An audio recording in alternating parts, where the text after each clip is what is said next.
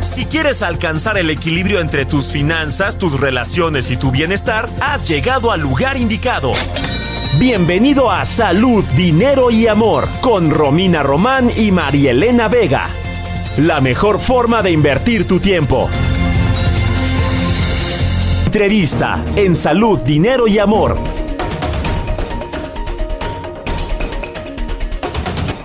Ya amigos, el tema de las remesas es un tema por demás importante en la economía de los mexicanos. Con las nuevas medidas que se toman en Estados Unidos, ¿cuál va a ser la repercusión? Para hablar del tema nos da muchísimo gusto saludar esta noche a Guillermina Rodríguez. Ella es directora de Estudios Económicos de Banamex. Guillermina, muy buenas noches, qué gusto saludarte. Hola, buenas noches, el gusto es mío, gracias por la invitación. Muchas gracias, Guillermina. Oye, estamos hablando de remesas. ¿Cómo se encuentra y cómo están viendo el tema?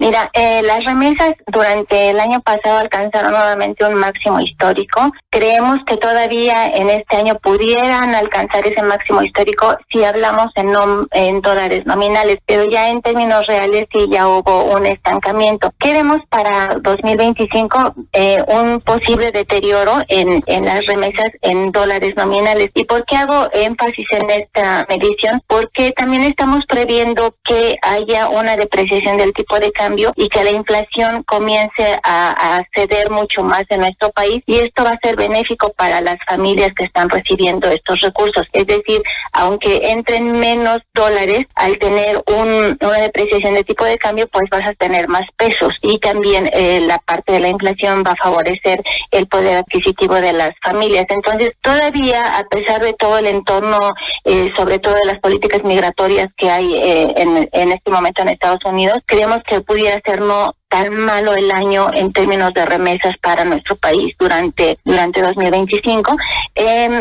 Sin embargo, lo que sí vamos a comenzar a ver es muy probable pues algún deterioro, sobre todo en localidades donde haya deportación de trabajadores mexicanos que están en Estados Unidos en condición de indocumentados. Guillermina, muy buenas noches. Te saluda Romina Román, y ya vimos que en algunos municipios de Chiapas, por ejemplo San Cristóbal de las Casas, las remesas cayeron 40%, pero como dices tú, se va a ver muy focalizado. ¿En qué momento de continuar esta política migratoria podríamos ver ya una disminución, y cuál es el efecto de una caída en remesas para los mexicanos y para la economía? Hola Romina, buenas noches. Mira, qué bueno que haces esta pregunta. Efectivamente, en todo el país hay registro de que se reciben remesas, pero hay un detalle bien importante, y es que las entidades que tradicionalmente nosotros conocíamos como expulsoras de migrantes hacia los Estados Unidos principalmente, si bien van a tener repercusiones si empieza a haber deportaciones o menor flujo de remesas porque los trabajadores que habitan en Estados Unidos decidan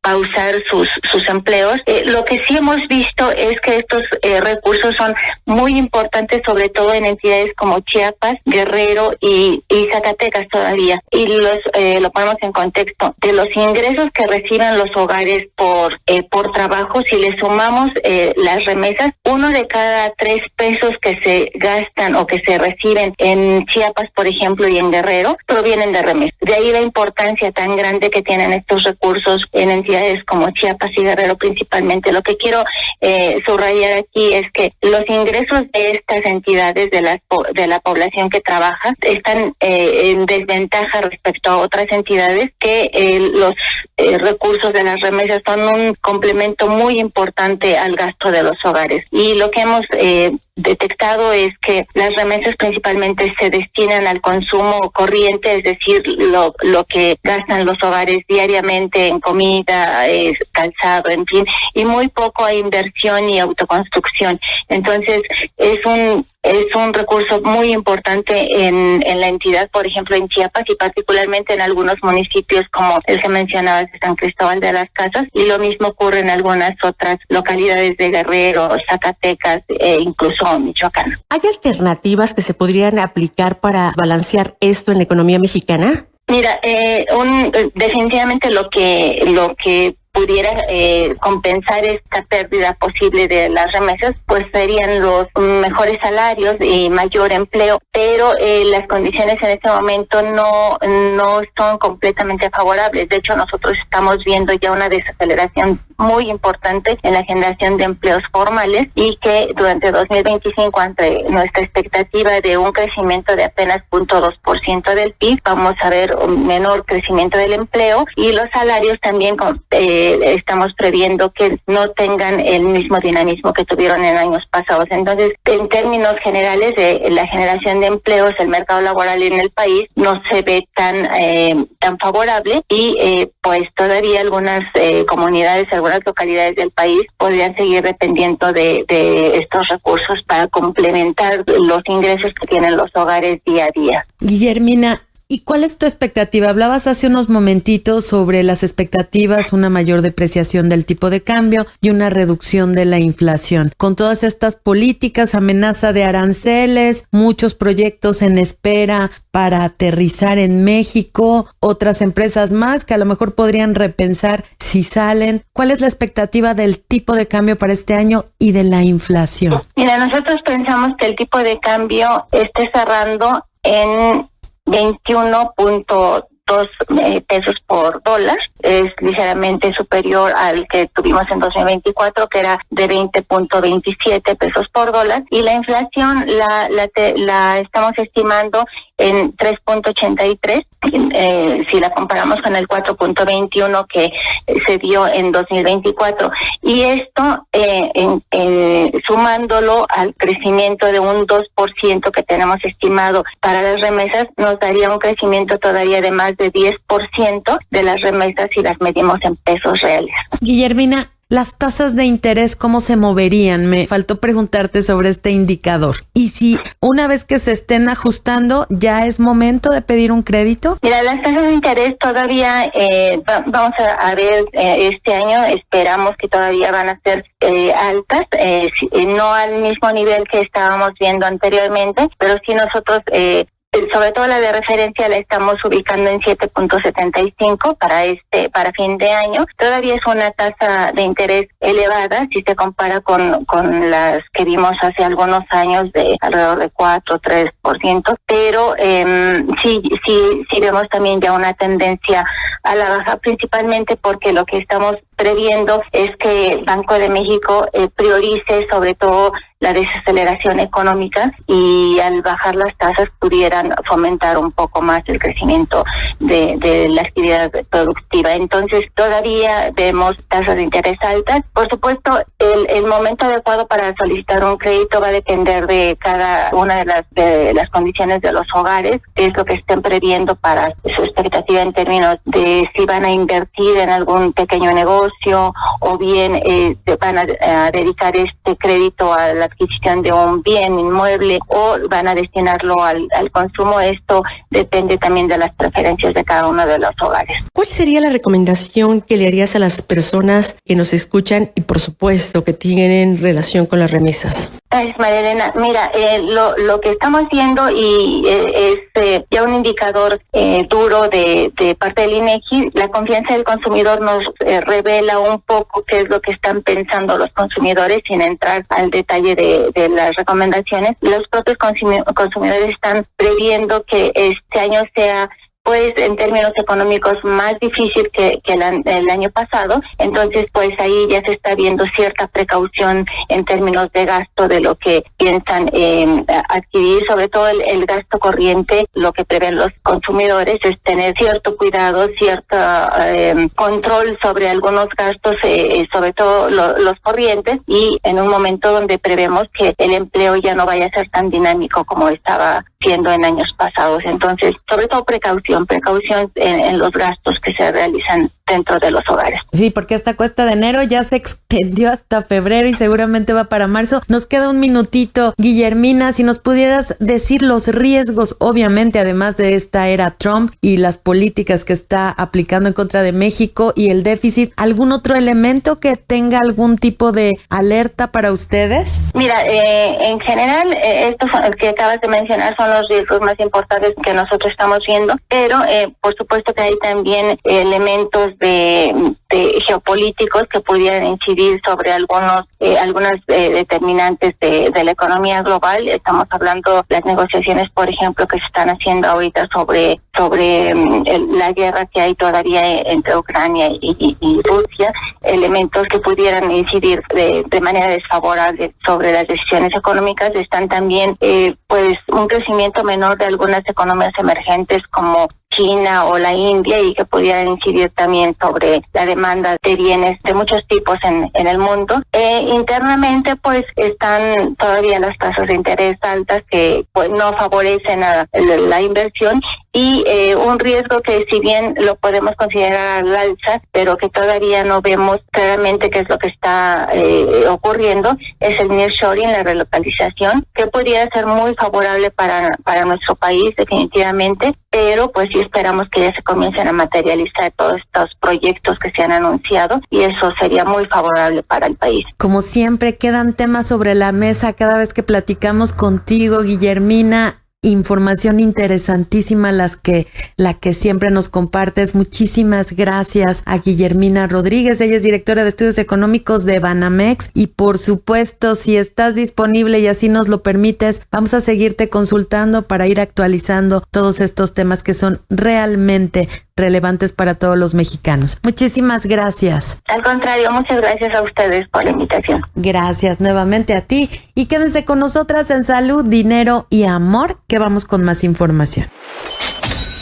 Seguimos en Salud, Dinero y Amor, y por supuesto que la salud es un tema que nos preocupa y nos debe de ocupar a todos los mexicanos. Tenemos en el país acceso a medicamentos innovadores y de última generación. Para platicarnos de esto ya nos acompaña Rubén Ortiz Vázquez. Él es director de acceso en Latinoamérica y el Caribe de Lilly. Muy buenas noches, Rubén, qué gusto saludarte. Hola, Romina, muy buenas noches. María Elena, los saludo con mucho gusto, igual que su auditorio. Gracias, Rubén. Y platícanos, ¿qué tanto acceso tienen los mexicanos a medicamentos? Primero a medicamentos y después a medicamentos innovadores. Ok, hoy por hoy el sistema de salud mexicano permite que los pacientes puedan tener acceso a las diferentes alternativas terapéuticas que hay. Sí es un hecho también que tenemos algunos retos. Cuando comparamos el gasto que se destina como porcentaje del Producto Interno Bruto a salud por parte del gobierno, es del 2.5%, mientras que la recomendación que hacen algunas instituciones internacionales es que este sea del 5%.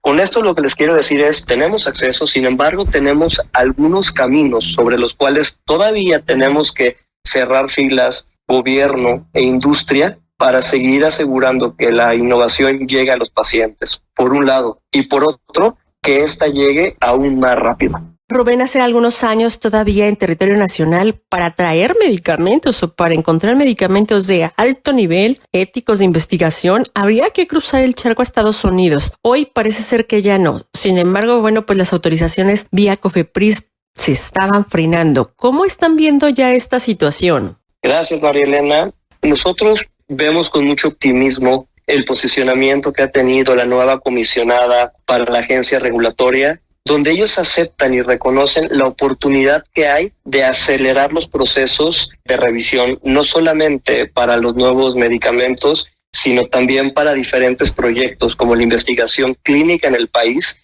que puede repercutir de forma considerable en la salud del país.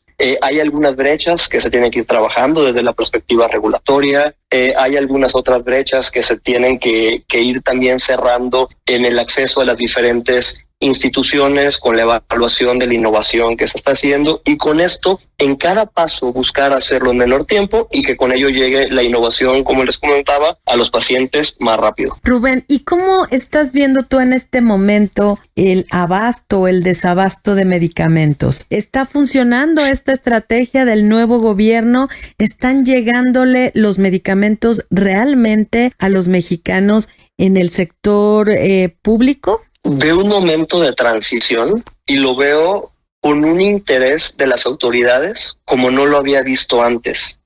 personalmente he tenido la oportunidad de participar en diferentes ejercicios de compra por parte del sector salud, y les puedo decir que este ejercicio fue un ejercicio enriquecedor. Vimos a las autoridades presentes, vimos a las autoridades preparadas, con un conocimiento preciso de las moléculas que estaban buscando llevar a una mesa de negociación, la oportunidad que esto representa para la población. Y yo lo que les quiero decir es que como industria me sentí muy entusiasmado en ver que hay un interés de las autoridades y que las cosas empiezan a tomar un rumbo distinto. En cuanto a los avances vía ADN, biotecnológicos, ¿cómo nos encontramos en territorio nacional y en cuanto a medicamentos de alta prescripción se refiere? Sí, nosotros en nuestro portafolio de investigación estamos muy enfocados en medicamentos de innovación en diferentes áreas terapéuticas. Estamos viendo padecimientos relacionados a enfermedades cardiometabólicas,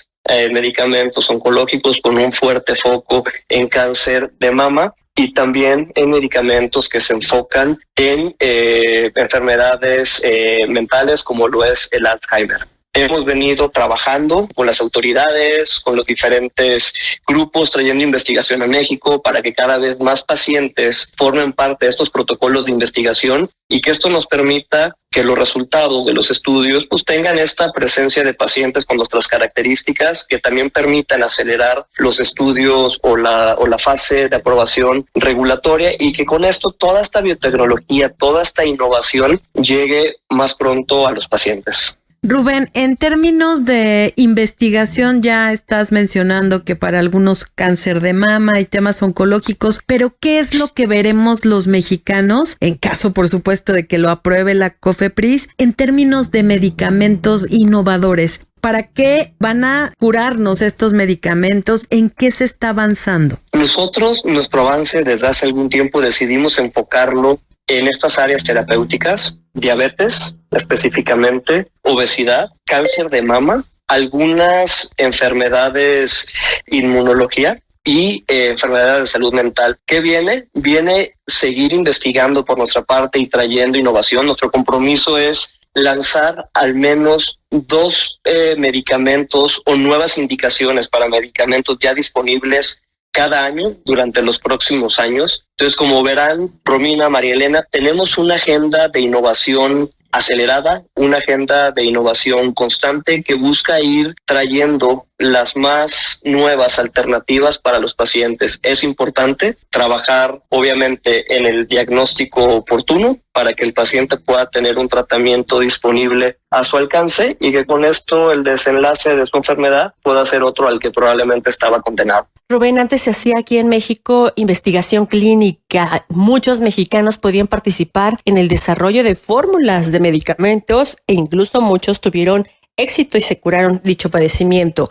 Después, hace algunos años, la eliminaron. En la actualidad, ¿cómo se encuentra? ¿Ha habido pláticas con las autoridades para retomarla? Sí, hemos tenido conversaciones activas con las autoridades y mi sí es un sí contundente. Les puedo decir que como compañía en los últimos años hemos cuadriplicado nuestra inversión en investigación clínica en el país, y el compromiso de la organización es seguir con esta tasa de crecimiento. Estamos trabajando con las autoridades, específicamente con COFEPRIS, para tratar de reducir los tiempos de aprobación regulatoria para todos estos trámites y seguir siendo atractivos para las diferentes organizaciones y que cada vez llegue más investigación.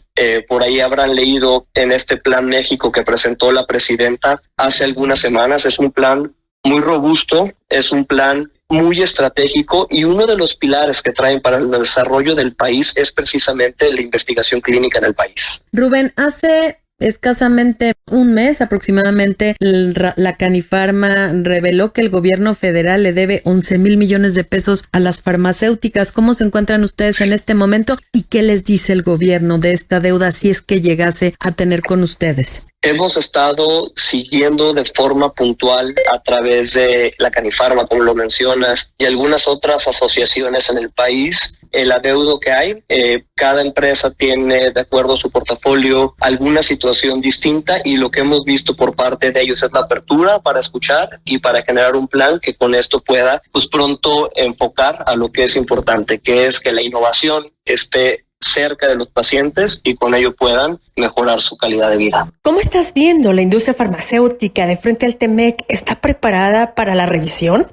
Mira, es un tema, específicamente el tema de tarifas y todo esto que ha trascendido últimamente en medios, es un tema que está emergiendo y que nosotros estamos monitoreando todos los días para terminar de dimensionar cuál es el impacto que esto pueda tener. Nosotros tenemos como compañía 150 años a nivel mundial, 80 específicamente en México, y hemos visto pasar en esta historia diferentes situaciones geopolíticas, y nuestra convicción y nuestro propósito se mantiene. Y es, más allá de todo esto, no perder de vista que lo que buscamos es traer innovación al país que mejore la vida de los pacientes. Vaya que todo lo relacionado en materia de salud es importante en nuestro país. Ojalá que la investigación clínica siga avanzando y no se quede nada más en temas internacionales. Muchísimas gracias, Rubén Ortiz, director de acceso de LATAM y el Caribe de Lilly, una gran farmacéutica. Muchísimas gracias, Rubén, y esperamos mantener comunicación abierta contigo. María Elena, Romina, muchas gracias.